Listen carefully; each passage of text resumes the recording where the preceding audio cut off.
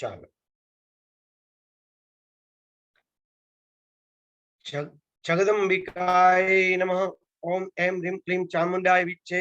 श्रीमद्देवी भागवत तृतीय स्कंद। अब यहाँ से यथार्थ भागवत शुरू हो रहे हैं। प्रथमोध्याय।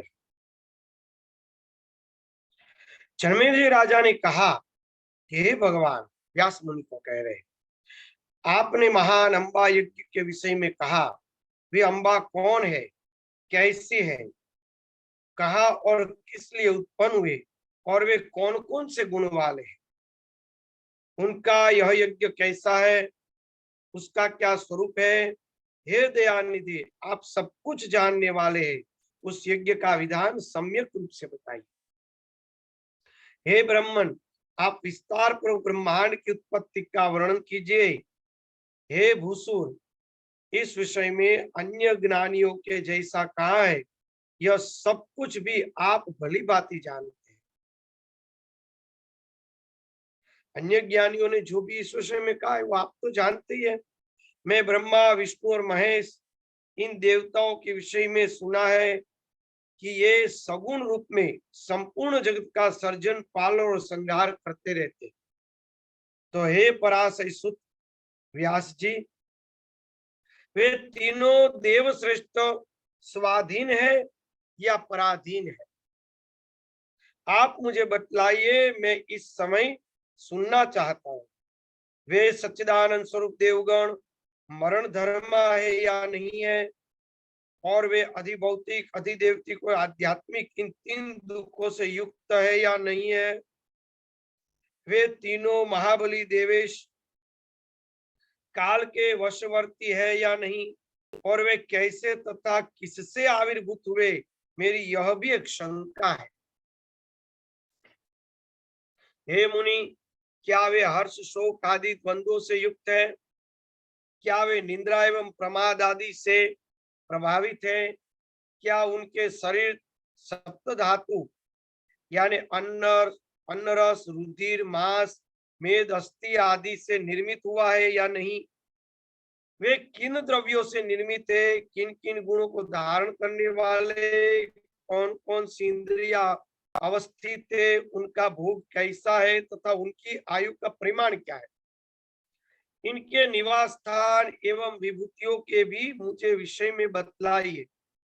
हे ब्राह्मण, इन कथा को विस्तार पूर्वक सुनने की हमारी अभिलाषा है।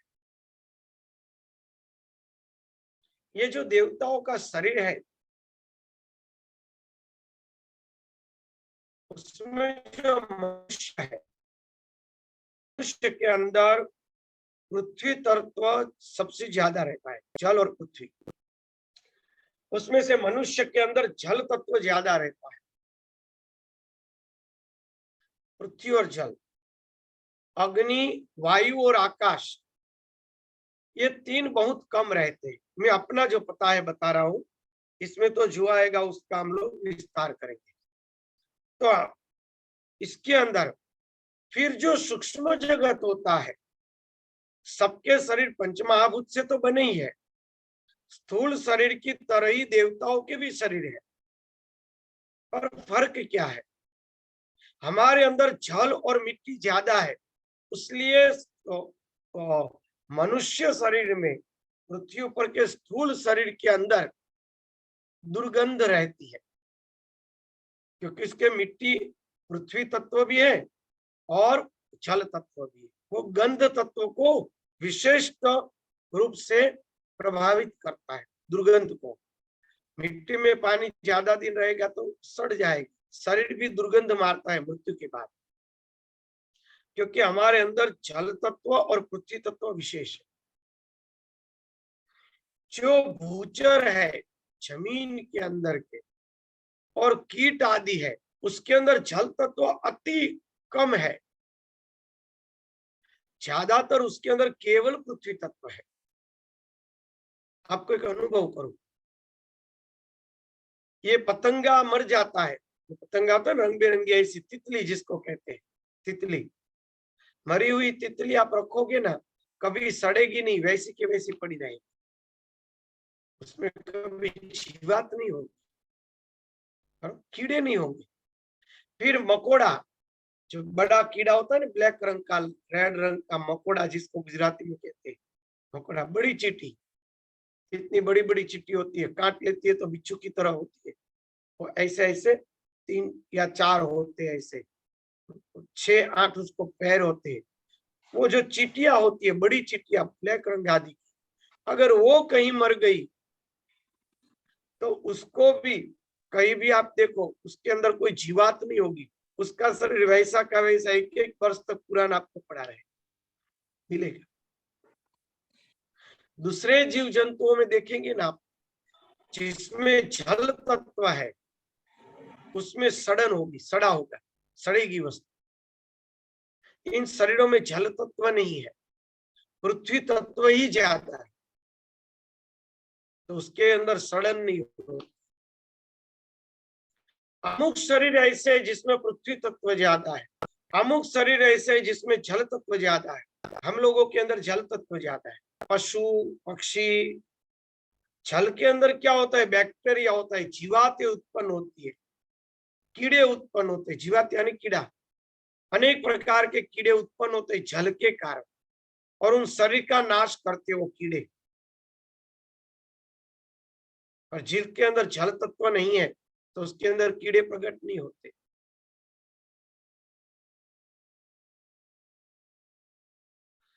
तो ये जो जल तत्व है उसके ऊपर के शरीर है, जैसे कि भूत प्रेत आदि निम्न प्रकार के अंतरिक्ष के शरीर। तो अंतरिक्ष के शरीर के अंदर क्या होता है, उसके अंदर वायु और अग्नि तत्व ज्यादा होता है, पृथ्वी और जल तत्व अति कम होता है। कम यानी अत्यंत, जैसे कि उड़ती हुई मिट्टी, मिट्टी के हवा के अंदर कण होते कितने सूक्ष्म होते, दिखाई नहीं देते। वातावरण में मिट्टी के कण होने के बावजूद भी पता नहीं चलता है कि इसमें मिट्टी के कण है, इतना सूक्ष्म। वो सूक्ष्म शरीर वालों के अंदर स्थूल तत्व है, जल तत्व और पृथ्वी तत्व, और ज्यादा से ज्यादा उसके पास वायु और अग्नि। इसलिए वो क्या करते हैं, उसकी इंद्रिया भी बड़ी सामर्थ्य है, सामर्थ्यवान, और वो मन के वेग से वो गमन कर सकते हैं, क्योंकि वायु का शरीर है, वायु की तरह वो भ्रमण कर सकते हैं।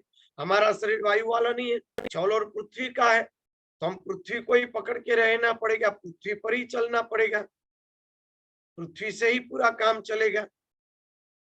बिना गुरुत्वाकर्षण के हम जी ही नहीं सकते, फट जाएगा शरीर।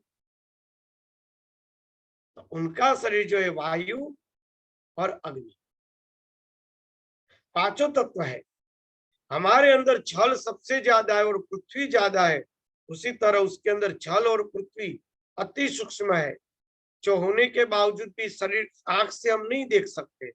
ऐसा ही वातावरण में भेज है, पानी का भाग है, तो आंखों से नहीं दिखाई देता। कोई ऐसी तली हुई चीजें होगी, कुरकुरे, वो एकदम सॉफ्ट हो जाएंगे तो पता चलेगा कि ये सॉफ्ट हो गए, यानी कि हवा में अंदर भेज है, पानी का भाग, पता चलेगा ना। बारिशों के टाइम क्या होता है, वो चिपचिपा हो जाता है, नमक रखने पर उसमें से पानी निकलने लगता है, भेज पकड़ने लगता है। तो वो पानी सर्वत्र होने के बावजूद भी आंख नहीं देख सकती है। उसी तरह सूक्ष्म पृथ्वी के कण है, शीत आती है, सुगंध आती है, पता चलता है कि पृथ्वी का भाग, मिट्टी का भाग वातावरण में है, मगर दिखाई नहीं देते मिट्टी के कण। तो उसी प्रकार से उतने सूक्ष्म उन शरीरों के अंदर पृथ्वी और जल होते हैं, वायु और अग्नि विशेष रूप से होते हैं। उसीलिए उसकी इंद्रिया बड़ी तेजस्वी होती है, शक्तिशाली होती है उसके पास। जैसे भूत प्रेत बड़ी बड़ी चीजों को उठा के फेंक देते हैं, अमुक व्यक्तियों के ऊपर हावी हो जाए तो धारे से उस व्यक्ति को खड़े भी नहीं होने देंगे, बेहोश कर देंगे, उपाड़ के फेंक देंगे, उसके किसी का वहां नहीं चलेगा, क्योंकि उसके पास अग्नि और वायु है, हमसे ज्यादा वो तेजस्वी है। निम्न है मगर तेजस्वी है, शक्तिशाली है। और उसके अंदर आकाश तत्व तो है ही। फिर क्या होता है, आगे आप जब देखेंगे तो देवलोक है, देवलोक के अंदर अग्नि और आकाश तत्व विशेष रूप से है। स्वर्ग के अंदर द्यूलोक में ये पृथ्वी, अंतरिक्ष और बाद में स्वर्ग, द्यूलोक। द्यूलोक के दो विभाग है, एक स्वर्ग है और एक सिद्ध है। स्वर्ग लोक के जो देवताएं हैं उसके अंदर अग्नि तत्व और आकाश तत्व ज्यादा है, इसीलिए वह भूत प्रेत आदि के ऊपर भी हावी हो सकते हैं, उसको भगा सकते हैं। उसके पास और सूक्ष्मता है और उसके पास शक्ति है। जितना सूक्ष्म होते जाएंगे उतना आपके पास अनेक गुना सामर्थ्य प्राप्त होता जाएगा। देवताओं के अंदर पृथ्वी तत्व भी है, जल तत्व भी है, अग्नि तत्व भी है, वायु तत्व भी है और आकाश तत्व भी है। मगर जिस तरह हमारे अंदर वायु और जल 70% है, उसी तरह 80% है, इस तरह उसके अंदर अग्नि आकाश सबसे ज्यादा है। और उसके अंदर और एक तत्व है, तेज, तेज तत्व। देवताओं के पास तेज है, शक्ति है, और सिद्धों के पास आकाश तत्व और तेज तत्व, वो सब सिद्ध है। वो देवताओं के ऊपर अपना सामर्थ्य जमा सकते हैं, देवताओं को भी दंड दे सकते हैं। देखो कृष्ण भगवान ने इंद्र को दंड दिया, कह दिया तुम्हें सामर्थ्य तो कर लो, हम तुम्हारे यज्ञ नहीं करेंगे। इंद्र उसका कुछ नहीं बिगाड़ सका, वो सिद्ध है। भगवान सिद्ध कोटि में आते हैं, उसके अंदर तेज तत्व और आकाश तत्व विशेष रूप से रहता है। तो इस प्रकार से पंच महाभूतों की ही सृष्टि है, सब स्थूल ही है, भले आंख से दिखाई न दे फिर भी स्थूल है। बारिश के टाइम वातावरण में भेज है, नमी है, नमी, मैं शब्द ढूंढ रहा था, नमी है, वातावरण के अंदर नमी है, तो तले हुए कुरकुरी चीज होगी, पापड़ आदि, तो 2-4 घंटे पड़ा रहेगा तो एकदम सॉफ्ट हो जाएगा, कुरकुरापन चला जाएगा। क्यों? क्योंकि वातावरण से उन्होंने पानी खींच लिया, तो पानी तो दिखाई नहीं देता है, फिर भी उन्होंने खींचा, यानी पानी स्थूल रूप से ही वातावरण में। उसी प्रकार से ये देवता, सिद्ध और ये अंतरिक्ष के जीवों के जो शरीर है वह स्थूल होने के बावजूद भी हम नहीं देख सकते, वह अनुभव का विषय है। कोई प्रश्न हो तो पूछ सकते हैं। तेज तत्व स्वामी जी अग्नि से अलग है? हाँ, तेज परमात्मा का स्वरूप है, अग्नि उसी से तेजस्वी है, आकाश उसी से तेजस्वी है। तेज तत्व सूर्य जिनसे प्रकाशित है, सूर्य का स्वरूप अग्नि है, सूर्य में से अग्नि उत्पन्न होती है। सूर्य तेज का स्तोत्र है, उसमें से अग्नि उत्पन्न होती है। तेज जो अग्नि का उद्भव स्थान है, ऊर्जा का उद्भव स्थान है, वो तेज है। स्वामी जी जब ध्यान से भी बढ़ता है तेज? हाँ, उससे ऊर्जा बढ़ती है, तेजस्विता आती है, तेजस्विता आती है।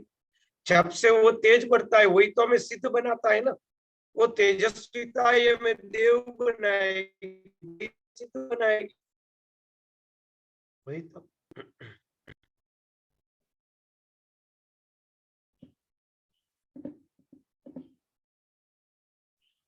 तो इस प्रकार से अलग अलग प्रकार के शरीर उसके सामर्थ्य होते, उसको आगे देखते हैं।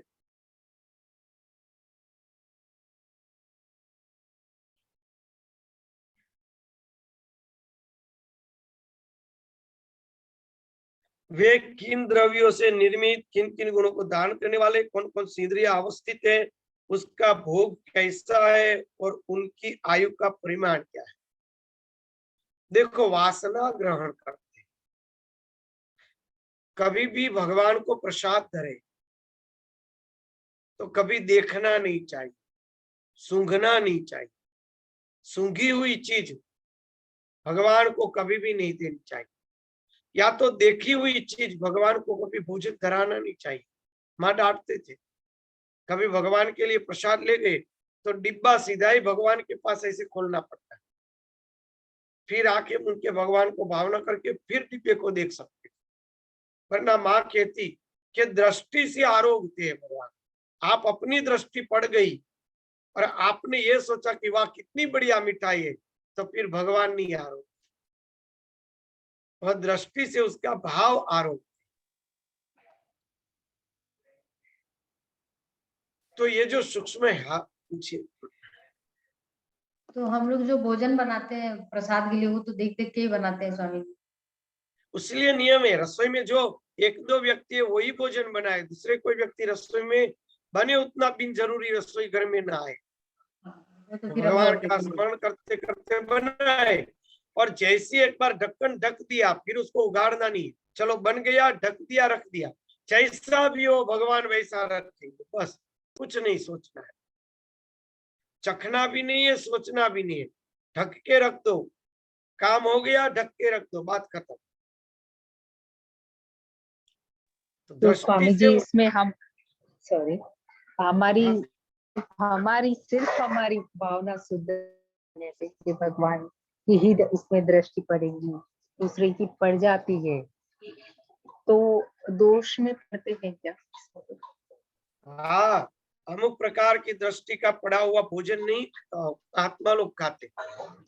एक प्रभुश्री करके राजकोट में थे, अपने हरि बाबा है ना, वो प्रभुश्री के पास बहुत जाते थे। हाँ जी, मैंने सुना है। हाँ, वही प्रभुश्री। तो प्रभुश्री जो थे ना, तो वो कोई भी व्यक्ति प्रसाद लाया हुआ होता, अपना वॉल्यूम बंद कर दीजिए, दूसरी आवाज बहुत है। तो बहुत से व्यक्ति कोई प्रसाद लेकर आते, तो कई बार वो प्रसाद के ऊपर कोई गलत व्यक्ति की दृष्टि भी पड़ गई, तो वो तो वहां पे प्रसाद जैसी देंगे तो खोल के तुरंत कह देते कि ये प्रसाद भगवान का आपको नहीं चढ़ेगा।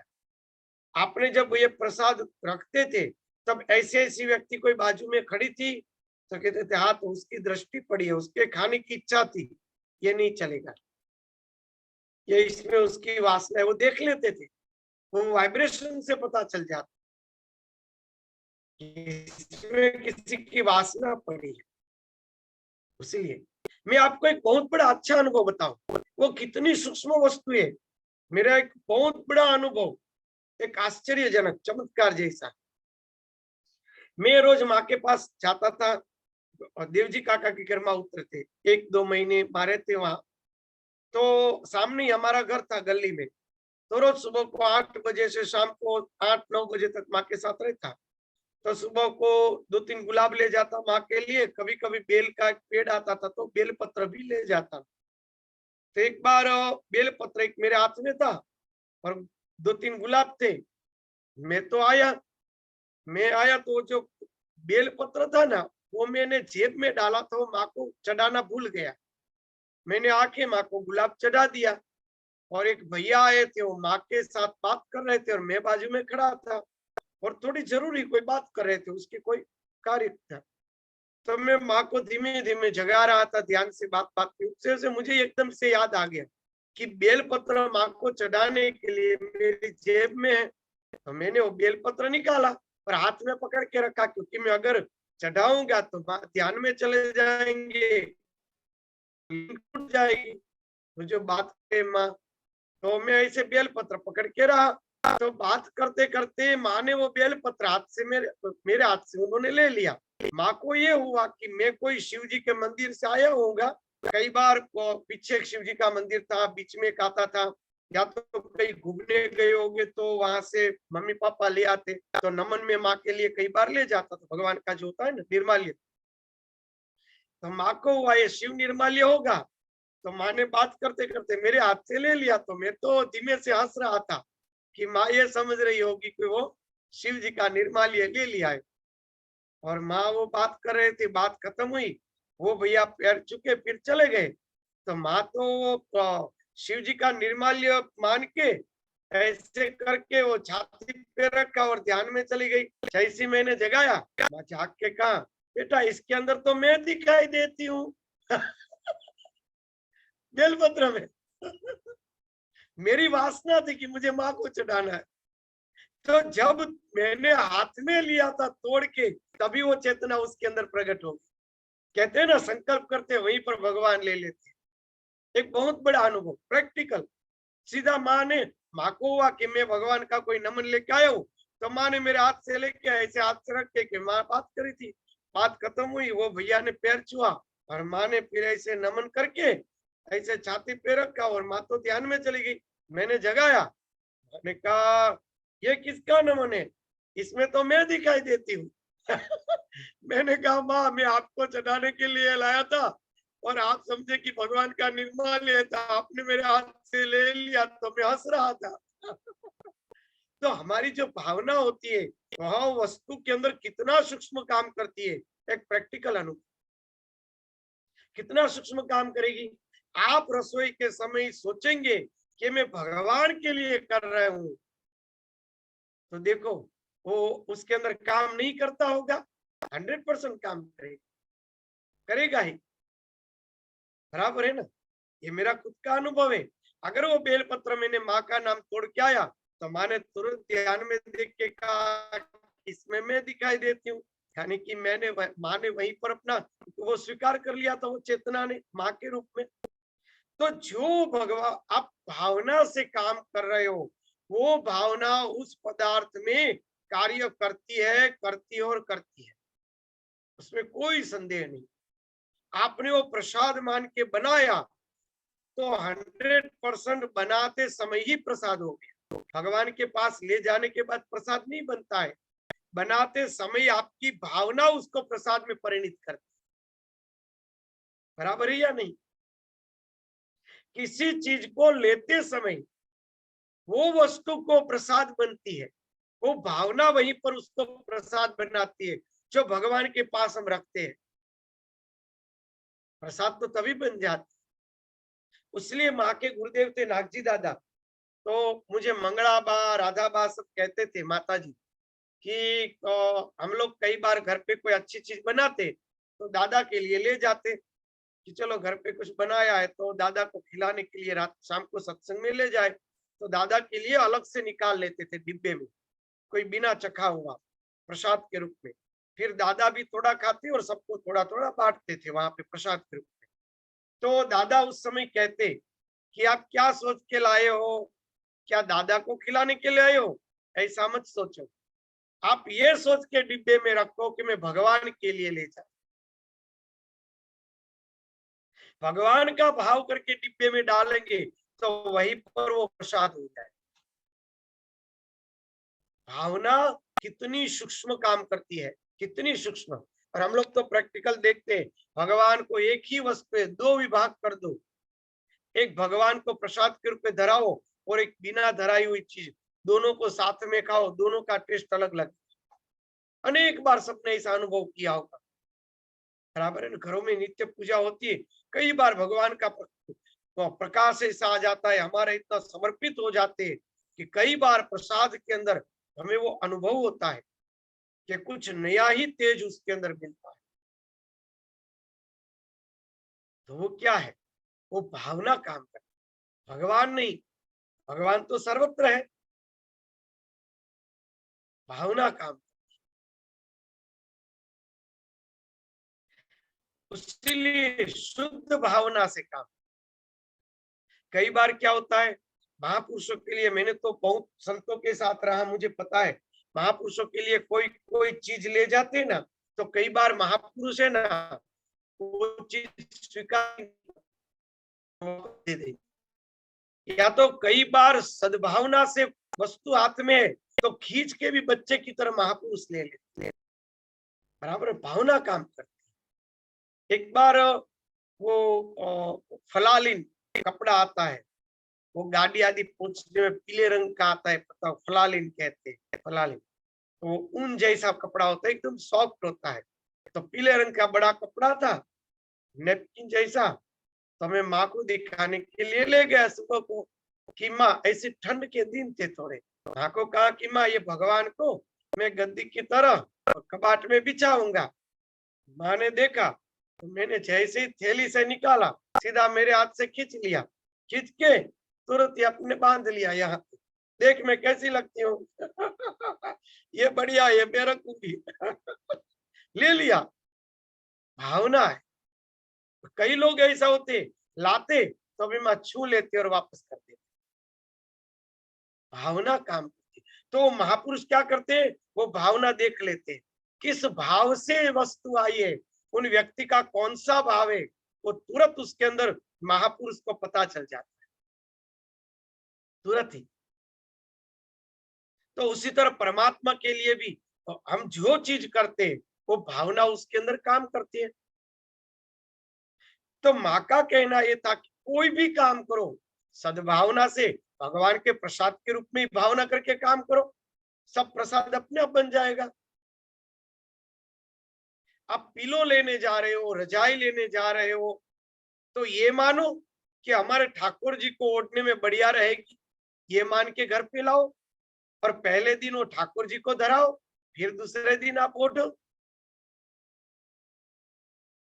तो उसके अंदर जो वाइब्रेशन आ जाएंगे, वो वाइब्रेशन जो है वो आपके अंदर बहुत बड़ा काम करेगी, बहुत ही बड़ा। ऐसी चीजें जो प्रसाद हो गई, उस चीजों का आप उपयोग करते रहेंगे, तो वो वाइब्रेशन आपके ऊपर बहुत ही बड़ा काम करेगी। कई प्रकार की ऐसी तंत्र विद्या है, खरगोश, बकरी, भेड़ बकरी, कुत्ता, ये कबूतर, ऐसे पक्षी, पोपट, ऐसे पक्षियों के, पशुओं के ऊपर एक अभिचार होता है, एक प्रयोग होता है, अभिचार जिसको कहा जाता है, प्रयोग होता है कि भाई जैसे एक व्यक्ति के अंदर कोई परिवर्तन करना है, तो जैसे उसके मन का परिवर्तन करना है, तो उसके ऊपर ऐसा एक अभिचार है शास्त्र में कि वो अभिचार उस पशु के ऊपर किया जाए, उसमें संकल्प डाला जाए, हिप्नोटिज्म की तरह। वो पशु उस व्यक्ति को खेलने के लिए दिया जाए, उसके घर में छोड़ दिया जाए, वो व्यक्ति उसको हर रोज सहलाएगा, गोदी में बैठाएगा, उसके साथ बात करेगा, तो उसके अंदर जो संकल्प डाला गया है ना, उस व्यक्ति में काम करेगा। इसे अभिचार कहते, पूरा उसका माइंड परिवर्तन कर सकते हैं, गलत बात में भी कर सकते हैं, अच्छी बात में भी कर सकते हैं। तो क्या हुआ, वो भावनाएं काम हुई ना, वो भावना उस पशु के अंदर डाल के वो पशु उस व्यक्ति को दे दिया, उस घर में छोड़ दिया, वो उसको सहलाएगा, रखेगा, खिलाएगा, पिलाएगा, उससे प्रेम होगा, उसके प्राण से एकत्व होगा, तो वो उसके प्राण के अंदर जो संकल्प किसी व्यक्ति का पड़ा है, उस व्यक्ति के अंदर संक्रमित हो जाएगा, उसका चिंतन उस प्रकार का होने लगेगा। हम तो संत को प्रसादी के रूप में देते हैं कि भाई चलो आप पहले माला कर दो, फिर हम करेंगे, करते ना, या भगवान के शिवलिंग के ऊपर धराते, भगवान के मंदिर में धराते, फिर वो माला हम करते हैं, या ऐसी कंठी आदि फिर पहनते। तो क्यों, क्योंकि उसके अंदर एक सात्विक संकल्प प्रकट हो जाए, गलत संकल्प हट जाए, सात्विक संकल्प प्रकट हो जाए। भगवान का कोई चीज बना रहे, प्रसाद बना रहे, भगवान के कपड़े बना रहे, तो क्या कहेंगे कि भाई अभी मजाक मस्ती मत करो, कैसा गलत मत सोचो, झूठ मत बोलो, क्योंकि वो वाइब्रेशन भगवान के प्रसाद में आ जाए। करते हैं ना हम उस समय कोई चीज ऐसी नहीं करेंगे जिससे उसके अंदर कोई नेगेटिव वाइब्रेशन आ जाए, गुस्सा नहीं करना, कुछ भी ऐसा नहीं करना, ताकि उसके अंदर कोई नेगेटिव वाइब्रेशन न प्रवेश करे। तो ये जो है पूरा का पूरा वाइब्रेशन। मुझे प्रश्न क्या पूछा था, मैं भूल गया। आप लोगों को दाच याद हो तो पूछ लीजिए फिर से। वो गड्डी कुछ आगे निकल गई या पीछे रह गई, मुझे ही पता नहीं। स्वामी जी तेज पर ही बात हुई थी, उसी पे निकल गई गाड़ी आगे। तो किसके ऊपर? भावना तेज पर, तेज। तेज के खाना ऊपर। बनाने पर, खाना बनाने टाइम पर, भोग हाँ, लगाने के वो लिए। मैंने कहा था ना कि बनाते समय हम देखते ही है। हाँ, तो बीना जी ने भी पूछा था। हाँ, तो ये जो है, ये जो वो इस प्रकार से, चलो कोई और प्रश्न है पर आगे बढ़ते हैं। स्वामी जी, जैसे आपने एक बार कहा था कि ये बिल्व वृक्ष जो है शिव स्वरूप है और पीपल का वृक्ष जो है विष्णु स्वरूप है, तो ऐसा भावना करके अगर सब पेड़ पौधों को हम देखते हैं तो वो तो अच्छी बात है ना। और चंपा का, बहुत अच्छी बात है। चंपा जब देखते हैं तो स्वामी जी चंपा के पुष्प तो बहुत ऊंचे ऊंचे आजकल हो गए, तो उसको देखते समय ऐसी ही भावना करते हैं कि शिव जी को याद राधा कर जी रहे हैं। स्वरूप है। अच्छी बात है जी, वो फिर अच्छी बात है ना कि हम उस समय वो उनको देख के भगवान को याद करते हैं। वृक्षों के अंदर, पत्थरों के अंदर भगवान की भावनाएं, वो एक सात्विक पॉजिटिव वाइब्रेशन के लिए हमारे ऋषियों ने दिया है, बाकी भगवान का नहीं है, सब जगह है।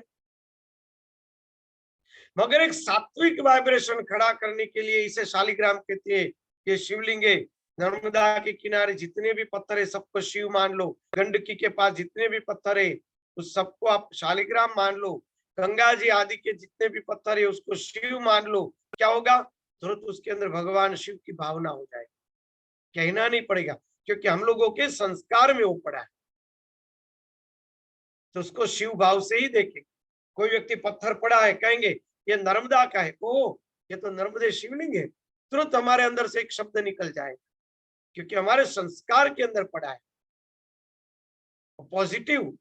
वो पॉजिटिव जो हमारे ऋषियों ने इतना डाल दिया हम लोगों के अंदर। भगवे वस्त्र, जैसे ही दूर से ही भगवे वस्त्र देखेंगे व्यक्ति के अंदर वंदनीय भाव प्रकट हो जाए। यूनिफॉर्म, पुलिस वाले को देखा और तुरंत ही ब्रेक लगा दी, अरे भाई पुलिस वाले और लाइसेंस पास में नहीं है, जरा देख के चलाना। वो कपड़े काम करेगा ना। तो ये जो है वाइब्रेशन हमारे चित्त के अंदर उस प्रकार की सोच बचपन से डाल दी गई, पॉजिटिव सोच। ये ब्राह्मण लोग वंदनीय है, संत लोग वंदनीय है, भगवे कपड़े वंदनीय है, भगवान का मंदिर पूजनीय है, भगवान के विग्रह और फोटो पूजनीय है। इसके लिए इन लोगों ने क्या किया? दूसरे विधर्मियों ने फटाकों के ऊपर हमारे भगवान के, अलग अलग प्रकार की थैलियों में भगवान के, वो बूट आदि के पैकेट के ऊपर भगवान के नाम, भगवान के फोटो, और हम लोग ने ये सोच ही नहीं रखी कि नेगेटिव वाइब्रेशन निकल रहा है इसमें से। उसीलिए क्या हुआ? हमारे देवताओं की शक्ति क्षीण होने, उसको पॉजिटिव बना के, किसी शास्त्र को आदर दिया जाए, उसे नीचे नहीं रखा जाए, उसको बिना स्नान किए उसको स्पर्श नहीं किया जाए, उसको ऐसे तैसे क्रोध आवेश में कभी उसको पढ़ा नहीं जाए, तो उस पुस्तक के अंदर एक बहुत ही बड़ा पॉजिटिव वाइब्रेशन प्रकट होता है। जब आप उसको खोलेंगे, तो मैंने कहा ना पशु के ऊपर अभिचार होता है, उसी तरह वो जो शास्त्रीय पुस्तक होते हैं ना उसके ऊपर अभिचार होता है, खोलते ही हमारे अंदर सात्विक बुद्धि प्रकट हो जाती है।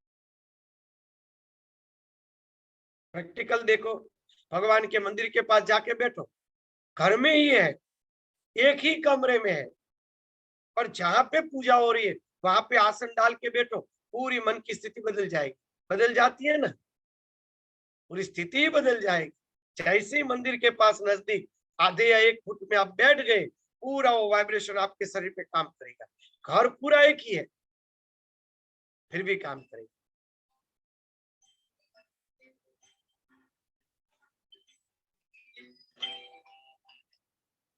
तो इस प्रकार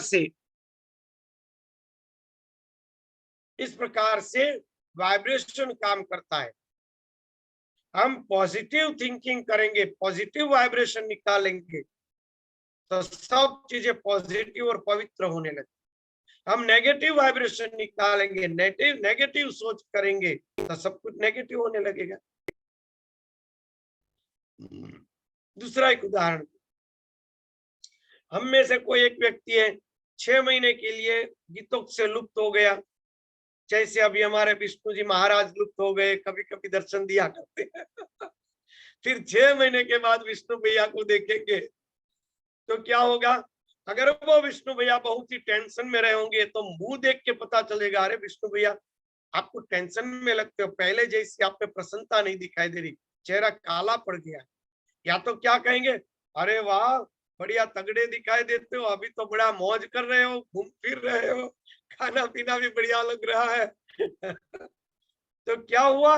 उस व्यक्ति की जो सोच थी, हर व्यक्ति के लिए उदाहरण है, जो व्यक्ति की सोच होती है,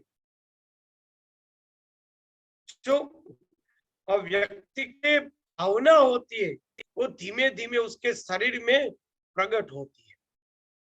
यानी कि वो भावना ही हमारे शरीर में से वाइब्रेशन रूप के बाहर निकलती है, वाइब्रेशन के रूप में बाहर निकलती है। आप देखो बच्चा होता है, कितना ही गंदा होगा, कभी भी बच्चा आपको ऊब नहीं आएगी बच्चे से, आप बराबर है ना, ऊब नहीं आएगी। मगर व्यक्ति भले स्नान करके निकला हो, फिर भी कई बार होता है कि भी अरे भैया इससे बात ही ना करे, क्यों? वो वाइब्रेशन काम करे, उस बच्चे में एक निखालस शांत पवित्र वाइब्रेशन है। लैट्रिन बाथरूम भी किया है फिर भी ऊब नहीं आएगी, उसको गोदी में ले लेंगे, प्यार करेंगे, वाइब्रेशन काम करता है ना। तो हमारे अंदर पॉजिटिव वाइब्रेशन खड़े करके उस पॉजिटिव वाइब्रेशन को वस्तु के अंदर प्रभावित करना है। वो वस्तु हम उपयोग करते रहेंगे तो वो पॉजिटिव वाइब्रेशन हमें सामने से मिलते रहेंगे और हमारी ओर चारों ओर पवित्र वातावरण बने, पॉजिटिव वाइब्रेशन खड़े होने लगेंगे तो कोई खराब गलत शक्तियां जो है वो शक्तियां हमारे पास कभी नहीं आ सके, दूर भागेगी। बराबर है। चलो मंत्रम 11वां मंत्र आए है। व्यास उवाच, व्यास जी जन्मे जी का जवाब दे रहे हैं, सृष्टि सर्जन कैसे हुआ है, सृष्टि के बारे में। मंत्र 11वां, एक दो व्यक्ति लिख लो। 11वां मंत्र, तृतीय स्कंद, प्रथम अध्याय, 3:11। चलो और कोई प्रश्न है?